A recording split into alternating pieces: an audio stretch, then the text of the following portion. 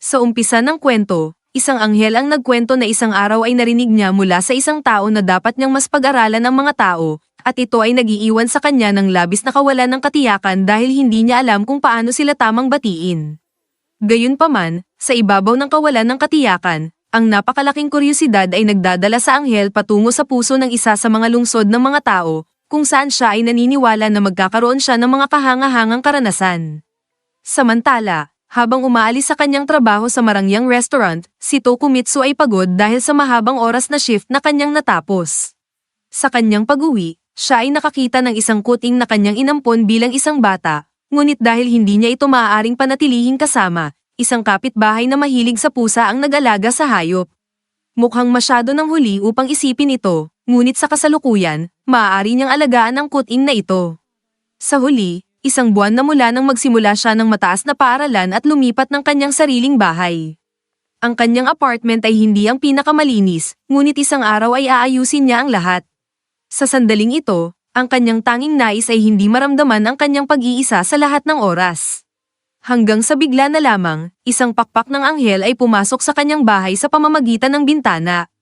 Kinabukasan, ang alarm clock ang nagpapagising kay Tokumitsu, at ang kanyang katawan ay pakiramdamang napakabigat na siguradong nahawa siya ng sipon. Sa oras ng almusal, napapansin niya na ang bintana ay naiwang bukas, bagaman palagi niyang isinasara ito tuwing gabi. Ngunit agad niyang napagtanto ang dahilan sa lahat ng ito, isang hindi kilalang babae ang natutulog sa kanyang balkonahe. Naguguluhan ang binata at nagtapos na mabuhos ang kanyang gatas sa kanya, na pagkatapos magsabi ng magandang umaga sa may-ari ng bahay na parabang siya ay nakatira roon sa loob ng maraming taon, nagpa siya itong palitan ang kanyang basang damit.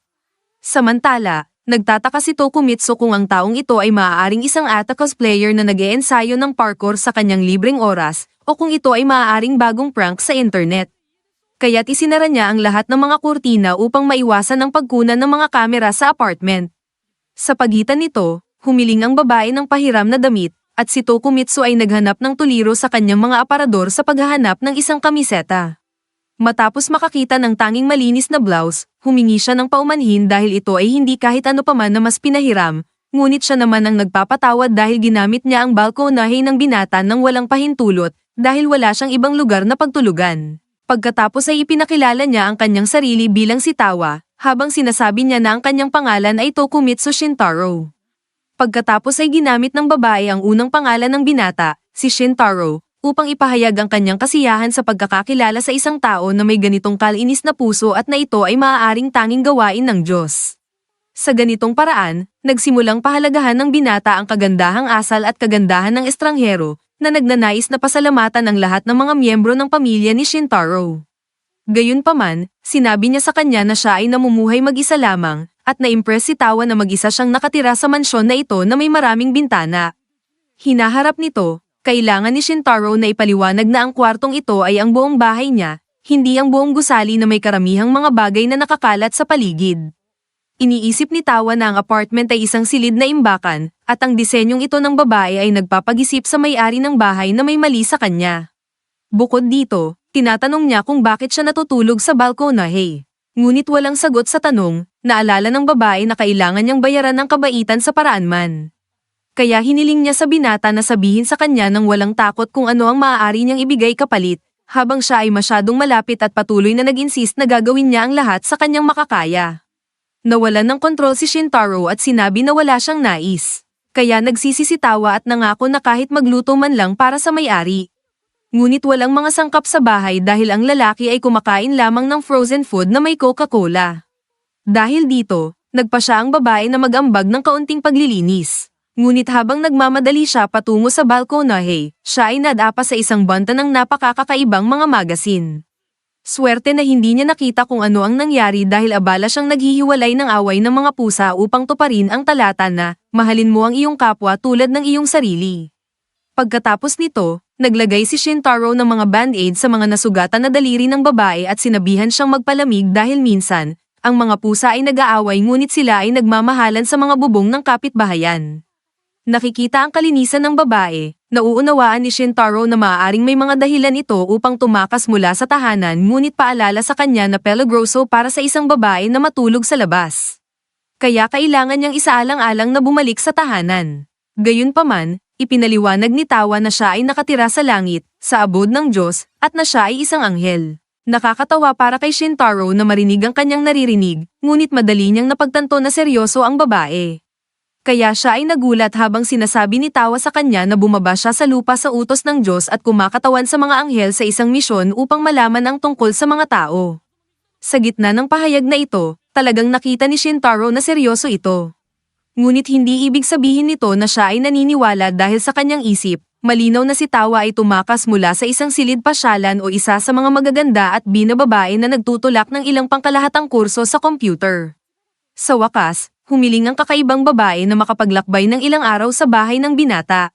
Ngunit habang ang alarm clock ay nagpapabatid na may natitirang kalahating oras para sa trabaho, si Shintaro ay nagmamadali upang palabasin siya, sa hindi man lang pangako na samahan siya sa pagsakay sa bus stop.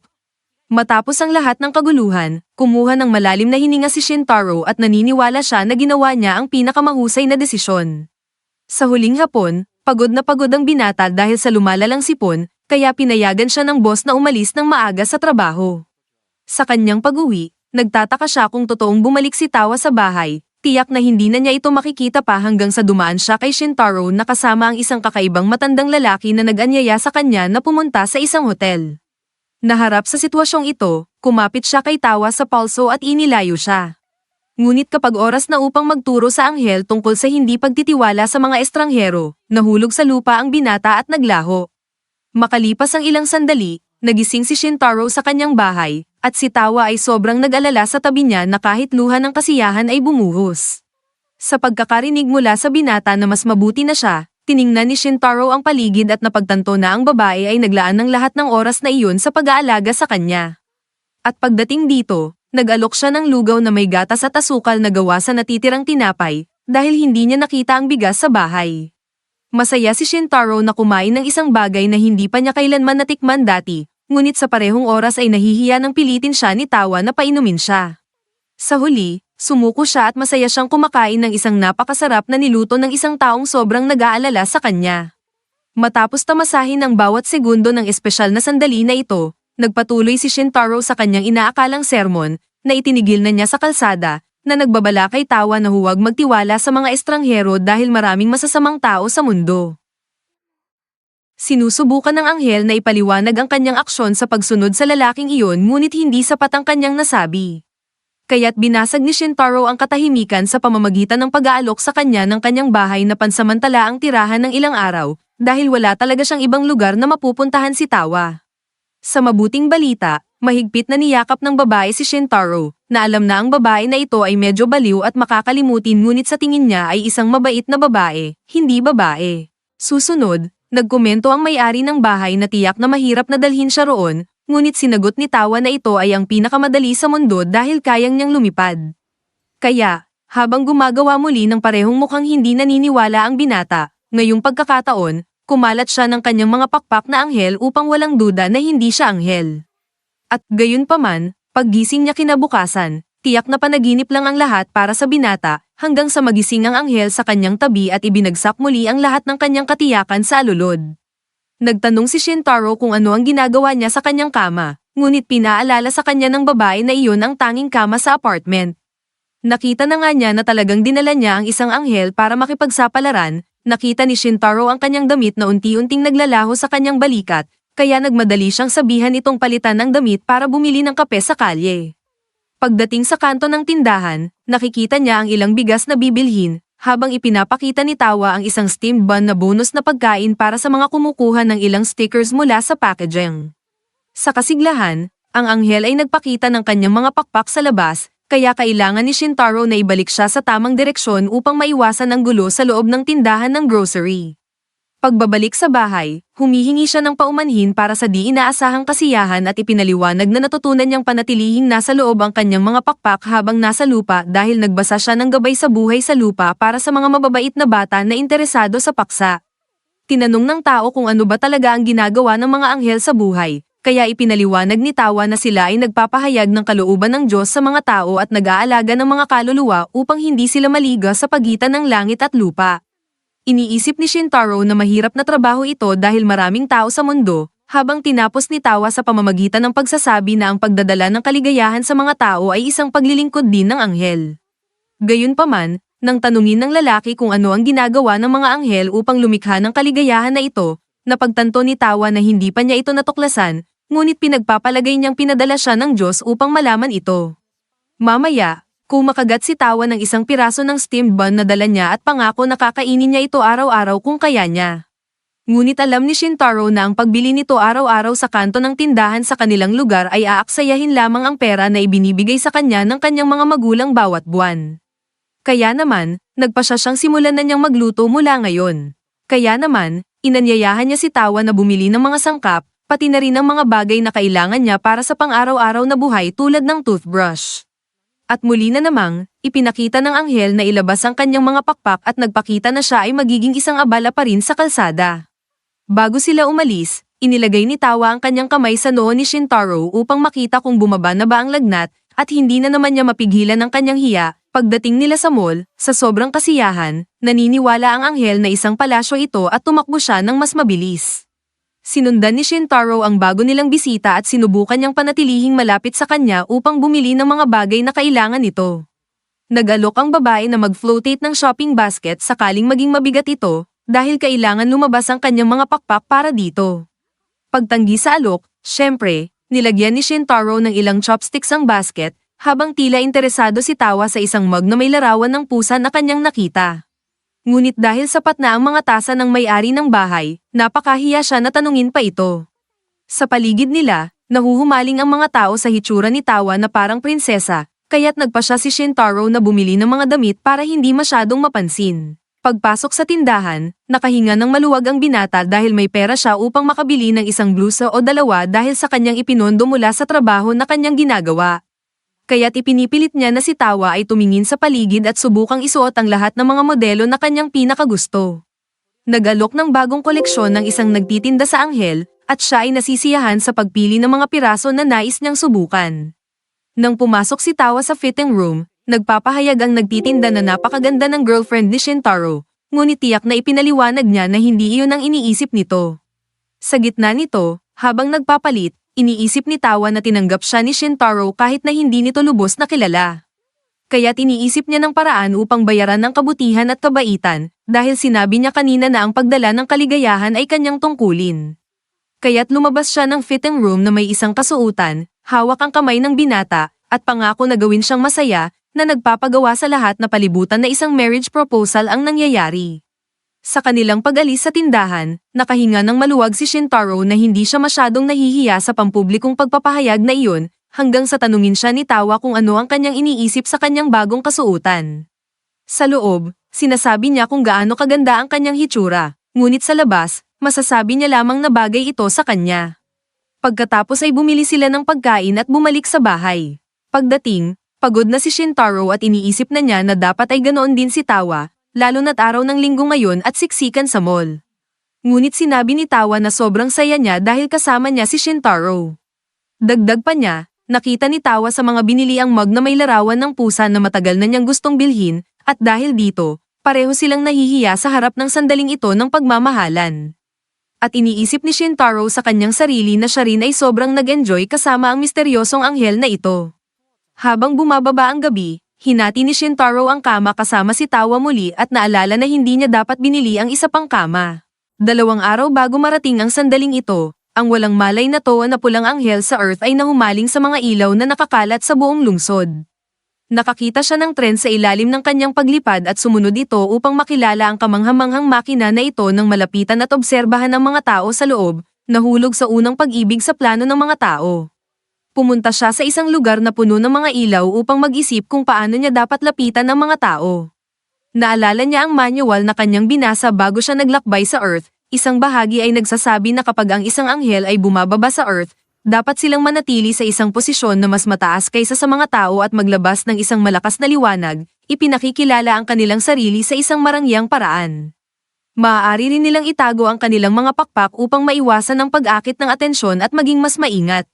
Dahil gusto ni Tawa na makilala ang mga tao ng malapitan, pinili niyang itago ang kanyang mga pakpak upang maiwasan ang mga panganib. Habang tinitingnan ng maraming tao sa ibaba, napagtanto niya kung gaano kabusi ang mga ito at pakiramdam niyang pagod na, agad na naghahanap si Tala ng lugar na matutulugan. Naglalakad sa mga kalye ng lungsod sa gabi, walang ideya siya kung saan siya pwedeng magpahinga. Ngunit dahil wala na siyang opsyon na bumalik sa bahay sa puntong ito, kailangan ng anghel na magdesisyon ng mabilis. Kaya, nakita niyang isang gusali na iniisip niyang isang malaking mansyon, lumapit si Tawa sa isa sa mga palapag at humiga sa balkonahe, iniisip na ito'y bakanteng kwarto at hindi niya ito bubuksan sa anumang tao sa kanyang pag-iral. Pagkatapos ay nakita natin ang anghel na nagkukwento kay Shintaro kung paano siya nakatulog sa balkonahe nito. Masaya si Shintaro na nakahanap siya ng lugar na matutuluyan, at sa kabaligtaran, masaya rin ang anghel na natagpuan niya mismo ang kwarto ng kanyang bagong kaibigan, na siya nangangakalay ang labis na gusto na. Ang sandaling ito ay naganap ng maikli bago matapos ang unang episode, kung saan sila ay nag-diner matapos bumalik mula sa pamimili, at inihanda ng TAA ang isang kahangahangang hapunan para sa kanila. Masayang-masaya si Shintaro sa pag-aalaga sa kanya, ngunit sa pagkakataong ito ay tumanggi siyang painumin, kaya't pinagsasaluhan nila ang pagkain, lalo na ang isang patatas na hindi pa niya natitikman noon at sobrang nagustuhan. Habang tinatanong kung saan natutuhan ni Tawa na magluto ng ganito, ipinaliwanag niya na natutunan rin niya ito mula sa gabay sa buhay sa Earth para sa mga mababait na bata, at napagtanto ng binata na talagang dapat mayroon ang aklat na ito lahat. Excited sa hapunan, nawawala siya sa pag-iisip tungkol sa sariwang kanin at malutong na nilagang karne, nagsasabing paalam sa kanyang mga araw ng mga pagkain na frozen at tinatanggap ang kanyang bagong buhay kasama si Tawa. Sa sandaling ito, naalala ni Shantara na pangako ni Tawa na gawin siyang masaya.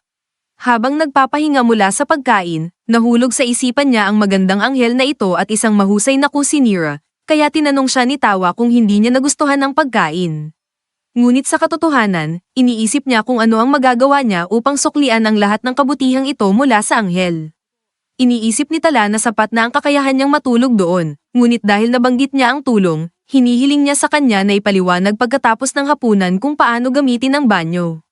Kaya, tinuruan ni Shintaro siya na para maligo, kailangan niyang isara ang kurtina upang hindi mabasa ang lababo at iba pang bagay sa labas.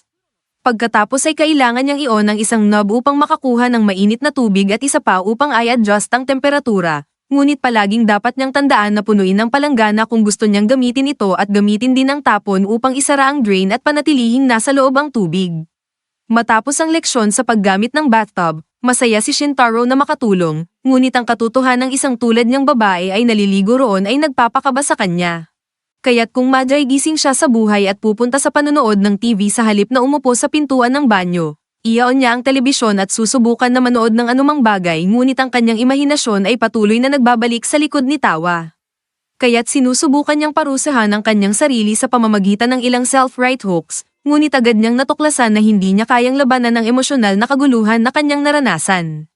Gayunpaman, nang hindi sumusuko, pina-off niya ang TV at nagpa siya na mag-aral para sa pagsusulit sa Ingles kinabukasan, at ngayong pagkakataon ay nagawa niyang mag-focus ng mahusay ng ilang sandali hanggang sa maramdaman niyang kailangan niyang pumunta sa banyo. Napapansin, binuksan niya ang pinto at napagtanto niyang nakalimutan niya na may tao sa loob pa rin ng banyo. Kaya't naroon ang babae na hubot-hubad sa harap niya. Ipinatong niya ang pinto sa kahihiyan at humingi ng paumanhin sa hindi pag-alala na may tao doon habang sinusumpa ang mga all-in-one Japanese bathrooms na pinagsasama ang bathtub at toilet. Sinabi ni Tawa na pwede niyang isara ang kurtina at maghintay para sa kanya upang magamit ang toilet, ngunit nawalan ng gana siya sa paggamit ng banyo dahil sa sorpresa. Makalipas ang ilang sandali, sa wakas ay nagawa niyang gamitin ang bathtub at nagbalik tanaw na kapag ikaw ay namumuhay mag-isa, kaya't nakapasok siya sa banyo sa simula sa pamamagitan ng instinct, ngunit tila hindi rin masyadong nag-aalala si Tawa tungkol sa mga bagay na ito dahil sa lalong madaling panahon naroon na siya ulit. Bukod pa rito, iisa lamang ang kama, at ang dalawa ay natutulog na malapit sa isa't isa, at hindi makatulog si Shintaro dahil dito. Dahil dito, nagpasya siyang ang prioridad ay bumili ng isa pang kama. Kinabukasan, nang magising ang umaga, hindi pa nakatulog ng kahit isang singaw ang binata, ngunit dahil hindi pa rin kahit 6:00 ng umaga, nagpasya siyang pumunta sa banyo at subukan ang magpahinga. Gayunpaman, muling naipit si Tawa sa loob ng banyo, ngayong pagkakataon ay nagpapalit siya ng damit, at hindi alam ni Shintaro kung saan itatago ang kanyang mukha matapos ang isa pang pagkakamali ng antas na ito. Dahil dito, Nawala ang tuluyan na tulog ng binata dahil hindi niya magaang mag-isip ng iba kundi ang kawalan ng kahulugan ng pagkakaroon niya ng pakikisalamuha sa kanya sa banyo ng 2 beses at kung paano ito maaaring mangyari muli. Iniisip niya ang pagtatatag ng mga patakaran upang maiwasan ito. Una, iniisip niya ang pag-iwan ng pinto ng banyo bukas kapag walang gumagamit nito. Pumasok si Tawa upang mag-toothbrush at humarap siya kay Shintaro, na nagbukas ng makina ng churro. Bagaman hindi lahat ay nakakaramdam ng pangalawang kamay na kahihiyan, patuloy pa ring nabiyayaan si Shintaro sa kanyang 3 araw ng buhay na may isang anghel na puno ng pagmamahal na almusal. Kahit si Sharo ay labis na pagod. Gayunpaman, pinuno niya ang kanyang sikmura ng kasiyahan at nagpasalamat sa kanyang katirahan para sa biyaya. Nang magsimula ang palabas na Magandang Umaga Mofu sa TV, alam ni Shintaro na kailangan niyang pumunta sa paaralan. Hindi alam ni Tawa kung nag-aaral siya, kaya ipinaliwanag niya na nasa unang taon siya ng mataas na paaralan. Kaya't ipinangako niya ngayon na maghahanda na siya upang umalis silang dalawa. Sinabi ni Shintaro na hindi na kailangang sumama si Tawa sa kanya sa paaralan dahil baka mapansin ng mga tao. Ngunit naniniwala si Tala na hindi niya magagawang pasayahin ang binata kung hindi siya palaging malapit dito. Sinisiguro ni Shintaro na hindi ito magtatrabaho, kaya't hiniling ng anghel na palampasin niya ang klase. Ngunit sinabi niya ng seryoso na ang kanyang tungkulin bilang mag-aaral ay mag-aral, at sa pagkakataong ito ay sumuko na ang babae sa pagsusumikap. Mabilis na iniwan ng may-ari ng bahay ang ilang pera para sa kanya sakali mang kailangan at hinihiling kay Towa na manood ng TV at magpahinga hanggang sa kanyang pagbabalik sa gabi. Sa daan patungong paaralan, may kaunting kirot na nararamdaman si Shintaro para kay Tawa, ngunit talagang walang paraan upang isama siya. Bukod pa rito, hindi pa siya nakatulog kagabi at pakiramdam niya'y magsusuka siya sa sobrang busog. Nakakagulat, binatukan siya ng kanyang kaibigang Shuchi sa likod, at nagreklamo ang binata na sanay nilabas na niya ang lahat sa laro, ngunit wala namang ideya ang kaibigan kung saan siya nanggagaling. Sa sandaling iyon, dumating si Suiji, na sinasaway si Shuchi para sa kanyang kabastusan at itinuturong dahilan niya ang mukha ni Shintaro na Eniari na parang binangga ng tren. Sinusuri ni Shuchi ang maputlang mukha ng kawawang bata at nagtatanong kung mayroon siyang tinatawag na naposes, at sa katunayan, iniisip ni Shintaro na siya'y naposes ng isang anghel.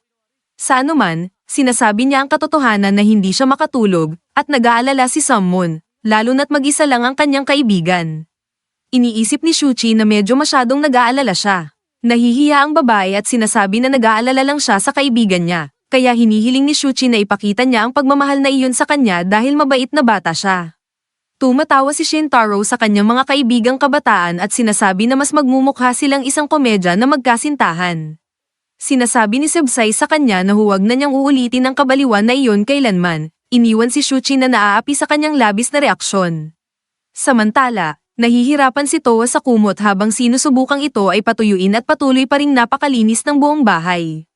Ngunit hindi niya maiwasang maisip si Shintaro, kung gaano siya kasaya na makita itong kumakain ng sobra sa almusal, at umaasa siyang bumalik ito agad.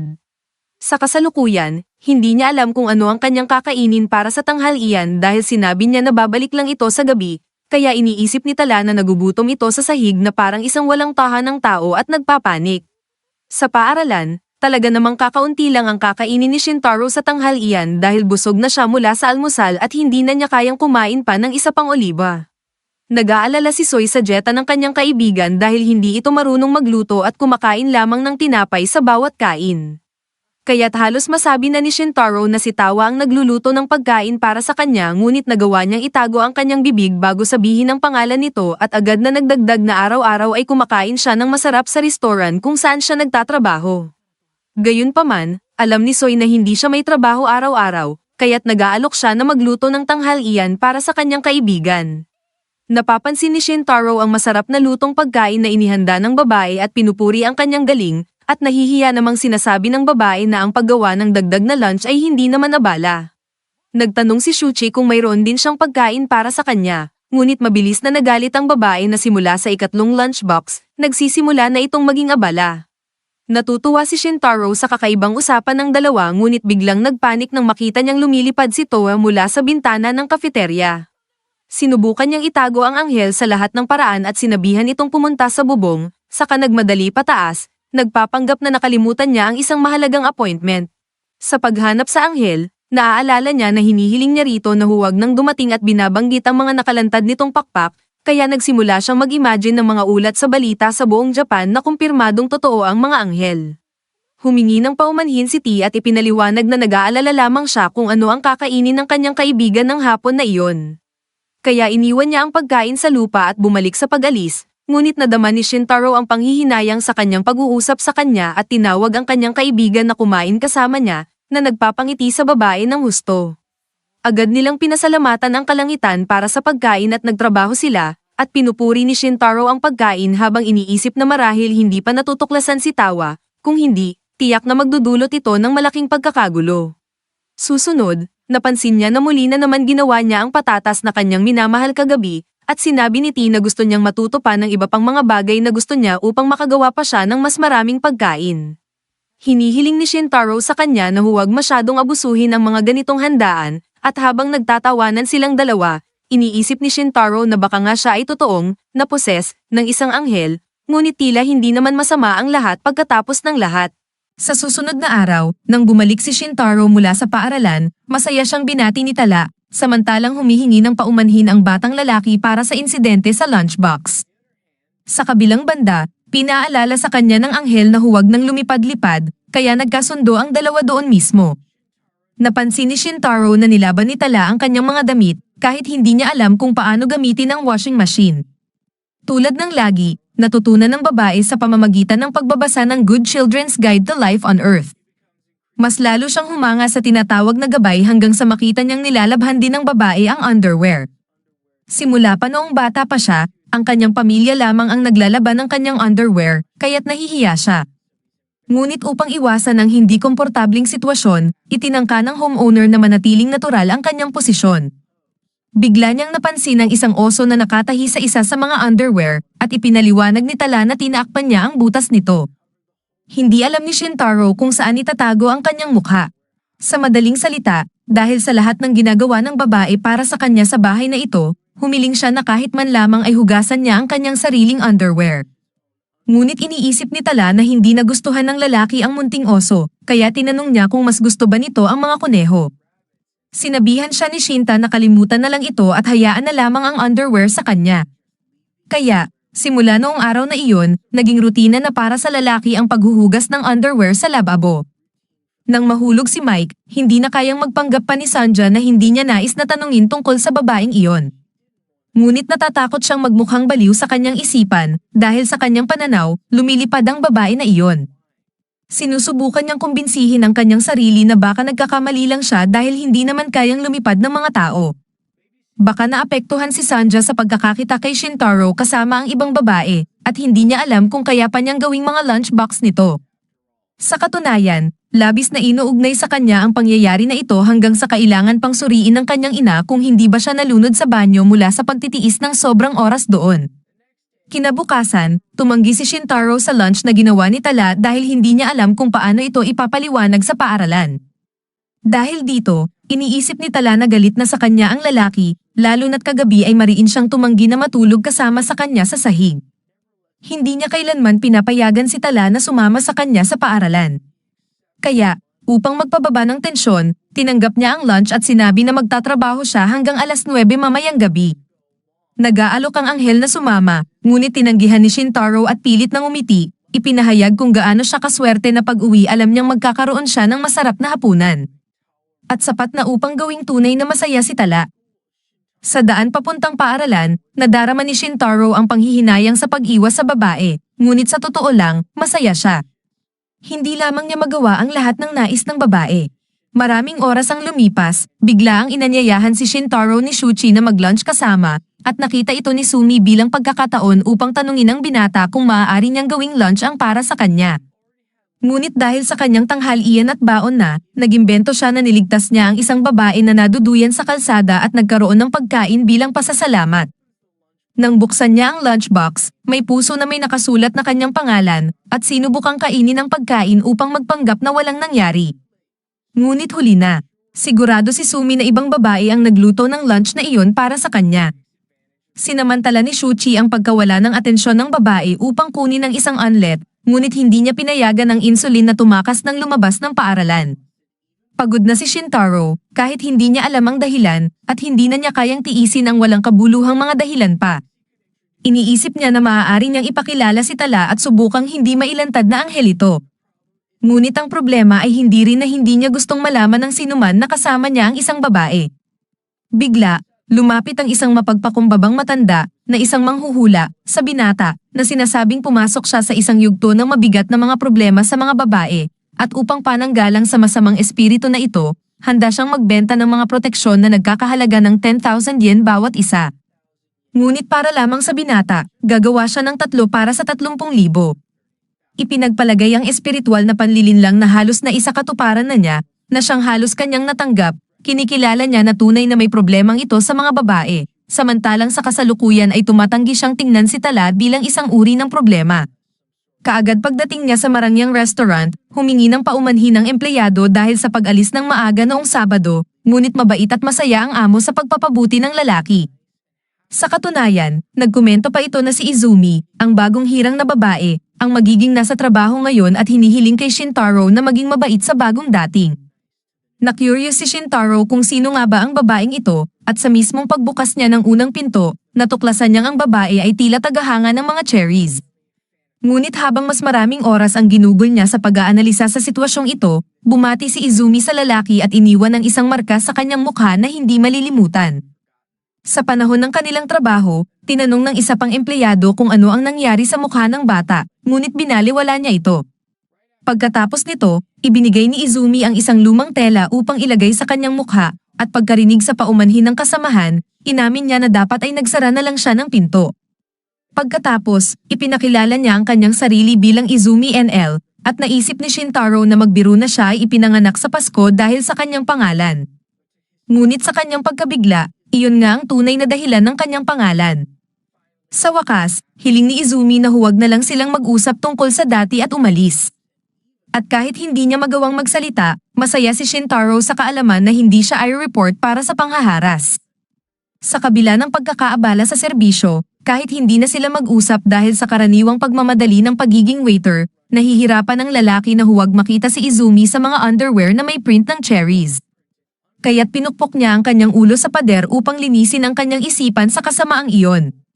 At dagdag pa roon, iniisip niya si Tala na nagagalit sa lahat ng kasamaan na iyon. Tungkol kay Tala, kailangan pa niyang ipaliwanag kung saan galing ang mga lunchbox na ito, ngunit hanggang ngayon ay wala pa siyang maisip. Sa palad, pinayagan ng kalmadong boss si Shintaro at si Izumi na umalis at nag-alok ng parfait sa bawat isa na iniwan sa ref. Mukhang nerbyoso ang lalaki sa presensya ng babae, kaya't nagtanong ito kung dapat siyang umalis, ngunit sinagot ni Shintaro na sa totoo lang ay pakiramdam niya medyo walang silbi siya ngayong araw. Sinabi ni Izumi na nagawa niya ng maayos ang kanyang trabaho, at kahit hindi tungkol sa trabaho ang pinag-uusapan, nagulat si Shintaro sa pagpuri ng matigas na babae na ito. Kaagad pagkatagpo nila sa mga parfaits, malas si Shintaro na ang lasa ay cherry, na agad na nagpapaalala sa kanya ng isang naunang eksena. Kaya sinubukan niyang magpanggap na okay lang siya. Gayunpaman, si Izumi mismo ang namumula tulad ng isang cherry, bagamat sinasabi niyang hindi niya iniinda kung ano ang nangyari. Gayunpaman, tila lumalala ang sitwasyon habang nagpapanggap ang dalawa na wala namang nangyayari. Para sa hindi malamang dahilan, tila umabot sa antas na nagdulot ng snowstorm sa loob ng silid. Kaya napansin ni Shintaro na nag-aalangan ang babae sa lamig. Ngunit habang lumalapit siya rito, nagsabi si Izumi ng totoo na siya ay isang Yuki ano. Bigla, nagumpisa ang lamig na kumalat sa buong restaurant, na nakaabala sa mga customer hanggang sa isa sa kanila ay humiling sa waitress na taasan ang temperatura ng hangin. Samantala, hindi gaanong nagulat si Shintaro sa pagpapatunay ng kanyang bagong kasamahan. Sa katunayan, kasama niya ang isang tunay na anghel. Ngunit bigla na lang, sinubukan niyang bawiin ang kanyang pahayag, sinasabi na siya ay nagbibiro lang at na ang paglamig ng silid ay sira lang talaga.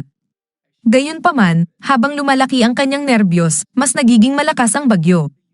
Upang paigtingin ang kumpiyansa ng Yuki ano, sinabi ni Shintaro na hindi siya interesado kung sino siya, kaya't medyo bumaba ang kaba ni Izumi. Gayunpaman, sa labas, ang amo at ang iba pang waitress ay nagtataka kung nagkaproblema ang air conditioning. Kaya nagdesisyon sina Shintaro at Izumi na magpalit ng damit ng mabilis upang makalabas sa restaurant. Pagkatapos nilang gawin ito, tumakas sila parang nakasalalay ang buhay nila dito. At kapag sapat na ang layo na nila mula sa Marangyang restaurant, ipinakita ni Izumi ng may pagmamalaki ang mga parfait na kanyang nadala kahit na nasa gitna sila ng lahat ng kaguluhan. Kaya't pareho silang biglang tumawa ng malakas. Samantala, napansin ng amo na bumalik na sa normal ang temperatura parang walang nangyaring kakaiba. Pawis si Tala, lumalaban, tunay na pagod, at lalong minamahal ang mga kalokohang laro ng mga tao. Naging adik na ang anghel sa laro na hindi niya man lang napansin na lumilipas na ang oras. Nakita niyang lampas na ng tanghali, kaya't nagtataka siya kung ano ang nangyari kay Shintaro. Sa pagitan ng mga ito, nagwawala si Sanja, iniisip ang lunchbox ng kanyang kaklase, sinusubukang liwanagin ang misteryong ito para bagang siya si Sherlock Holmes ng emosyonal na dependensya. Upang hindi lubos na mawalan ng katinoan, nagpa siya ang batang babae na kumain ng ice cream sa kalsada upang linisin ang kanyang isipan. Sa malapit, sinisikap ni Shintaro na makipag-usap kay Izumi, ngunit tila may malalim na suliranin ang babae. Binanggit niya ang pagkabigla na pareho silang nag-aaral sa parehong paaralan, ngunit wala itong nagpapasaya sa babae. Nang madaman niya kung naniniwala nga ba talaga si Shintaro sa sinabi niya kanina tungkol sa pagiging Yuki mariin itong sinasabi ng lalaki na naniniwala siya sa bawat salita na sinabi niya nang hindi pinapakabahala si Izumi pa. Sa kalaunan, iniisip niya, tiyak mayroong mga demonyo sa mundo ng mga anghel, kaya naging mas madali na itong tanggapin ang katotohanan. Susunod, humihiling si Izumi sa kanyang kasamahan na itago ang isang bagay na sasabihin niya sa kanila lamang. Ito ay nagpapakita na ang kanyang pamilya ay mayroong Yuki sa mga henerasyon, marahil dahil sa isang jintikong isyu. Tulad ni Izumi, ang kanyang ina at lola ay mayroon ding jin na ito. Kaya kapag sila ay nagalit, nalulungkot, o nahihiya, nagkakaroon ng unos ng nyebe sa paligid nila. Kahit na kontrolado ng kanyang kapatid na babae at ng natitirang pamilya ang kanilang mga emosyon ng maayos, laging naghihirap si Izumi na manatiling kalmado. Kaya laging nag-iisa siya sa takot na magdulot ng isang blizzard kapag siya'y nagagalit. Sa paglipas ng panahon, huminto si Izumi sa pagpasok sa paaralan at palaging nag-iisa. Ngunit nang mag-umpisa siyang mag-high school, nagpa siya siyang baguhin ang kanyang buhay at magsimulang makisalamuha muli. Kapag siya'y nag-iisa sa bahay, ang rutina ni Izumi ay pagbabasa ng manga at panonood ng anime, kaya nagsimula siyang magtrabaho upang magkaroon ng pakikisalamuha sa ibang tao. Gayunpaman, at dito na siya nawawalan ng kontrol dahil may nakakita sa kanya habang nagpapalit siya ng damit, kaya marahil ay ang kanyang lugar ay naiipit sa loob ng bahay. At sa wakas, siya ay isang nawawalang kaso. Ngunit kinikilala ni Shintaro ang pagsisikap ng kanyang kasamahan na laging maglingkod sa mga customer na may ngiti sa kanyang mukha dahil kahit na karamihan sa mga tao ay gustong magbago, ilan lamang ang kumikilos upang gawin ito. Dahil dito, iniisip ni Shintaro na kahanga-hanga si Izumi, malayo sa pagiging isang walang saysay. Sa pagkarinig sa pahayag na ito, ilang luha ang bumabagsak mula kay Izumi, at ito ay ginugol ng batang lalaki na isipin na kanyang nababahala siya muli. Ngunit ang mga ito ay mga luha ng kaluwagan, kumbaga. Hindi pa kailanman nagsabi si Izumi sa sinuman sa labas ng pamilya na siya ay isang Yuki at masaya siyang tinanggap. Kaya naman, kahit hindi tiyak kung paano magsimula ng pagkakaibigan, humihingi siya ng pagiging magkaibigan kay Shintaro at tinanggap niya ito ng walang pag-aatubiling. Kahit na siya ay isang Yuki kaya naman, hiniling ni Izumi na tawagin siyang N. Sa huli, tinanong ni Shintaro kung totoo bang natutunaw at nawawala ang mga Yuki kapag na-expose, ngunit nagtawanan si N at nagsabing hindi. Sa sandaling iyon, isang balahibo mula sa isang pakpak ang nahulog malapit sa kanila, at nang sila'y tumingin sa itaas, bagong dating lamang si Tala upang tingnan kung paano ang kanyang kaibigan. Gayunpaman, agad nagkasalubong ang anghel at ang Yuki Parang hindi pa sapat, lumitaw si Sanja sa huli at napagtanto niya na hindi siya baliw sa pagkakakita ng isang batang babae na lumilipad sa langit. Sa gitna ng kaguluhan na ito, biglang napagtanto ni Tokumitsu Shintaro na dati lamang ay isang karaniwang 16 anyos na lalaki na nagtatrabaho at nag-aaral, na ang kanyang buhay ay malayo sa normal, gaya ng palaging ganon. Sa kalagitnaan ng kaguluhan, isang babae ang tumitig sa isa't isa, hindi maintindihan ng anuman sa kanilang nakikita, hanggang sa lahat ng tatlo ay magsimulang ipahayag ang kanilang mga damdamin ng sabay-sabay kay Shintaro, na sa kabaligtaran ay hindi kayang maunawaan ang napakaraming impormasyon at nagsimulang magtanong kay Sumi kung ano ang ginagawa niya roon. Sinagot ng babae na bigla lang siyang dumaan hanggang sa maalala niya na nasa sports attire siya at nagsisi sa pagkakatagpo sa kanyang minamahal na nasa ganoong kasuotan. Sa nasabing sinabi, Sinubukan ni Shintaro na maging matalino at nagtanong kung pwede nilang itanggi na wala mang nakakita at umuwi na lang. Pero hindi ito madaling gawin, kaya't kailangan niyang sabihin ang totoo. Sa parehong oras, natuwa si Noel sa pagkakakita sa tunay na anghel sa harapan niya, at ang tanging gusto lang niya ay mahawakan ng balat na tila napakalambot. Sa kabilang banda, mas mahinahon si Suji at nagtatanong kung tunay bang anghel ang babae. Di naglaon matapos mag-ipon ng tapang, inamin ni Tala na siya ay isang anghel na nagmula sa langit upang matuto mula sa mga tao. Sa ganitong pangyayari, mas lalong nai-excite si En, ngunit tila hindi gaanong masaya si Somi V sa pagtatagpo na ito. Sa mga pangyayaring ito, umupo si Shuro kasama ang lahat at ipinaliwanag kung ano talaga ang nangyayari at naitinago niya si Tawa upang maiwasan ang kalituhan. Sumang-ayon si Suo na hindi niya sasabihin sa sinuman, sapagkat walang naniniwala sa kanya kung gagawin niya ito. Kasunod nito, nagtanong siya kay Tawa kung bakit niya pinili si Shintaro, at ipinaliwanag ng anghel na ito ay bunga ng pagkakataon dahil siya lamang ay naghahanap ng matutulugan. Sinabi ni Sumo na masyadong mabait si Shintaro, ngunit pagkatapos ay ipinakita niya na siya ay nagagalit at nagmamahal sa kanyang asal sa parehong oras. Pagkatapos ay naalala niya ang bento mula kanina at napagtanto na nagsisinungaling si Shintaro na gawa ito ng isang babae, bukod pa sa anghel, ang isa pang babae ay si Amino mula sa klase 3. Sinabi ni Susumi kung ano ang ginagawa niya kasama si Shintaro sa oras na ito dahil kilala siya bilang Ice Queen dahil hindi siya nakikipag-usap sa sinuman. Nahagip sa isang sulok, nagsimulang mawala ng kanyang kalmado si Noel at bantaan na gawin ng Snow, kaya't nagmadali si Shintaro na ipaliwanag na pareho silang nagtatrabaho sa parehong lugar at umalis sila ng magkasama. Sa sagot na ito, tahimik na iniisip ni Tomuji na dapat niyang hanapin ang trabaho sa parehong restaurant, nagdagdag pa ito ng mas maraming kalituhan. Nagtanong si NL kung ang dalawa ay mga kaibigan lang ni Shintaro, at sinagot niya ng oo. Sa kakaibang reaksyon ng babae, nagtanong si Shintaro kung okay si Izumi, ngunit muling ipinagtanggol nito na tawagin siya na Null, na pakiramdam ay na-discriminate. Nagtaka si Sumaho kung bakit tinatawag niya si Null at Tala sa kanilang mga pangalan ngunit hindi siya. Matapos ang mga ito, kumalma ang lahat, at inirerekomenda ni Shintaro na oras na upang umalis hanggang sa magsama ng loob si NL at inamin sa mga babae na siya ay isang Yana, na nagpatawag kay Shintaro ng isang bahagi ng kanyang kaluluwa. Di matagal pagkatapos, pinatutunayan ni No ang kanyang punto sa pamamagitan ng pagdadala ng isang banayad na pag-ulan mula sa kahit saan, at habang siya'y sobrang nakatuon dito, hindi niya napapansin na ang kanyang palda ay umaangat. At nang subukan ni Shintaro na balan siya, mas lalo pa siyang nainis dahil nakita rin niya ito ng bata pa lang siya, at sa sandaling iyon, hindi alam ng dalawang babae kung saan sila magtatago ng kanilang mga mukha. Gayunpaman, nagawa ni No na makabalik sa kanyang kontrol at ipinaliwanag na nagkaroon siya ng lakas ng loob na aminin na siya ay isang Yuki-on matapos makita si Toa na magpakatotoo sa kanyang tunay na pagkakakilanlan. Dahil ang dalawa pang babae ay mga kaibigan ni Shintaro, nagtitiwala si No na hindi nila ilalantad ang kanyang lihim sa sinuman. Sa pagkakataon na ito ng pagpapahayag, ibinunyag ni Suo na siya ay umiihi sa kanyang kama hanggang sa ika-5 baitang.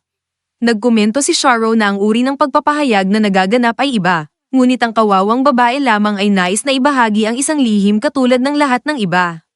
Matapos ang mga ito, nagpapasalamat si Tala sa pagkakakilala sa kanyang mga bagong kaibigan sa sandaling iyon, at bilang tugon, ipinakilala ni Suoji ang sarili sa anghel habang nais malaman ni No kung kaya ba ni Tawa baguhin ang sukat ng kanyang mga pakpak habang siya ay lumalaki. Ang kanyang mga pakpak ay medyo, lumapit ang mga babae upang hipuin, at tahimik na napagtanto ni Shintaro na ang lahat ay mas maganda kaysa sa iniisip niya.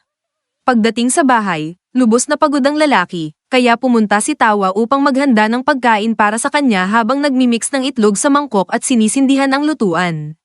Sinabi ni Tala na ang dalawang babae na kanyang nakilala ngayon ay mga kamanghamanghang tao at tanging isang mabait na tao tulad ni Shintaro ang makapag-aakit ng mga tao tulad nila, at nahihiya ang binata sa ganitong papuri. Kinabukasan, isang team ng mga ahente ang sumalakay sa apartment na inaangkin na ang may-ari ng bahay ay nagtatago ng isang anghel at Yuki. Kaya't ipinadala nila ang kanilang team upang suriin ang lugar. Sa loob ng maikling panahon, nahuli na sina NL at Appa, na wala namang alam kung saan nanggaling, at sa madaling panahon, si Toa ay nasa mga kamay na rin ng mga lalaking iyon.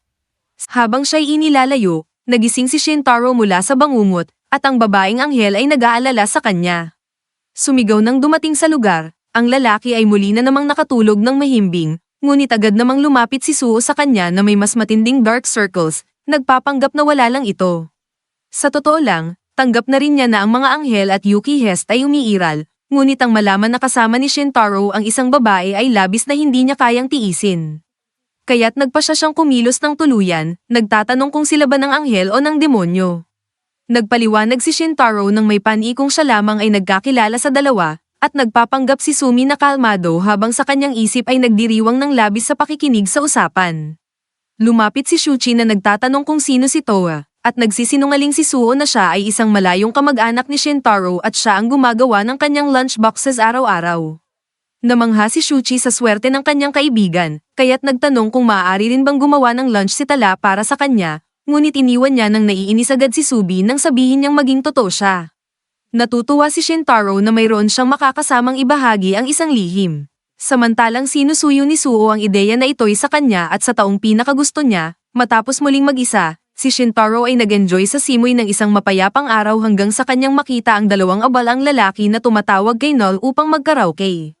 Nilalamig na binaliwala ng babae ang dalawa, ngunit ang kanyang mukha ay nag-iba mula sa impyerno patungo sa langit sa pagtanda sa presensya ni Shintaro, at ipinahayag niya na naghihintay siya para sa lalaki na dumating katulad ng bawat araw. Sa ngayon, iniisip niya na maganda ang ideya na magkaroon sila ng isang magkatuwang na diary, ngunit naalala ni Shintaro na may trabaho sila pagkatapos ng paaralan, kaya inalok niya na samahan siya doon. Ngunit gusto ni Noah na gawin ang bagay na ito ng tama, kaya nais niyang bumalik kasama si Shintaro sa kanilang araw ng pahinga. Habang siya'y biglang umalis, natuklasan ni Shintaro kung bakit niya sinasabing hindi siya magaling sa pagkakaibigan habang sumasapit ang huli na hapon. Tumitigil si Toa mula sa paghahanda ng hapunan, may malalim na pagnanasa ang anghel na siya'y mag-explore sa kung saan nagtatrabaho si Shintaro kaya nang may maliit na pusa na lumitaw sa pasilyo, nagdesisyon si T na tanungin kung alam niya kung saan nagtatrabaho si Shintaro. Samantala, sa sosyal na restaurant, si Shintaro ay binigyan ng trabaho na mag-refill ng mga vending machine nang dumating si NL na puno ng enerhiya, at tinawag siya ng boss para mag-usap. Kung nagtatanong ang boss kung sina Shintaro at NL ay nagde-date, halos muntik nang mabulunan si Shintaro sa kanyang kaluluwa, ngunit linawin ng boss na pinapayagan ang mga relasyon ng empleyado, lalo na't si N ang naghiling na magtrabaho sa parehong shift ni Shintaro sa susunod na buwan. Gayunpaman, patuloy pa rin ang binata sa pagsasabing magkaibigan lang sila hanggang sa marinig ng isang katrabaho at banggitin ang pagpapakipagkaibigan kay Noel, ngunit binyantaan ito ng sumpa ng pamilya sa loob ng 15 henerasyon bilang kabayaran. Sa anumang kaso, ang gusto lang naman ng boss ay siyang magtanong at agad na hiniling sa binata na tulungan sa dining room kapag marami na ang kliyente. Nagsalita na ang isang customer at tumunog ang bell para sa serbisyo, kaya't ang waiter ay nagtungo sa angkop na mesa at nakita si Tawa at Suoji na nakaupo. Hindi naisip ni Shintaro na alam ng anghel kung saan ang restaurant, kaya ipinaliwanag niya na ang isang pusa ang nagpakita sa kanya ng daan, at sa kasamaang palad, nawala ang munting bagay. Ngunit bigla na lang dumaan si Sumo at tinulungan siyang magpatuloy sa daan. Nagpapanggap na iba si Suo V ngunit nais lamang niyang tingnan ang pagkakaibigan ni Shintaro at Noel. Sa wakas, kinuha niya ang order para sa 2 set ng inumin at lumipat sa susunod na customer habang si Subi ay naguguluhan. Nakikita ang maskuladong lalaki sa kanyang unipormeng pangtrabaho. Samantala, humihingi ng tulong ang isang matandang babae, ngunit iniintindi ito ni T bilang isang sigaw ng tulong. Kaya pumunta siya upang tingnan kung ano ang kailangan ng babae. Kailangan ipaliwanag ni Sumi na hindi trabaho niya ang mag-alaga sa mga customer, at napagtanto niya na marahil ay medyo sabaw ang utak ni TAA bilang anghel, kaya't kailangan siyang pigilan. Pagdating sa pagpuputol ng mga pakpak, nakita ni Sumi si NL at inakala na hindi sila masyadong magkakaroon ng kontakto ni Shintaro sa oras ng trabaho hanggang sa biglang nagmadali si Noel na ipaalam sa binata na andyan ang anghel, na nagdulot ng agad na pagkabalisa kay Sumi. Nakakita nito, tinawag ng boss si Miss Umi sandali at pinuri ang enerhiyikong disposisyon ng empleyado ngunit hiningi sa kanya na bawasan ito ng kaunti dahil ito ay isang kapaligiran sa trabaho. Agad pagkatapos nito, lumapit siya kay Shintaro at mariin na ipinahayag sa kanyang gothic na tinig na hindi na sila maaaring maging magkaibigan pa. Habang tinatanggap niya ang kanyang mga salita, nagkaroon ng blizzard sa paligid ng kanyang katawan, at nang tumugon si Shintaro na may pag-unawa ng hindi nagbubukas ng luha, mas lumalim pa ang tingin ni Noel at umalis, sinasabi sa binatang huwag na siyang kailanman makipag-usap sa kanya muli.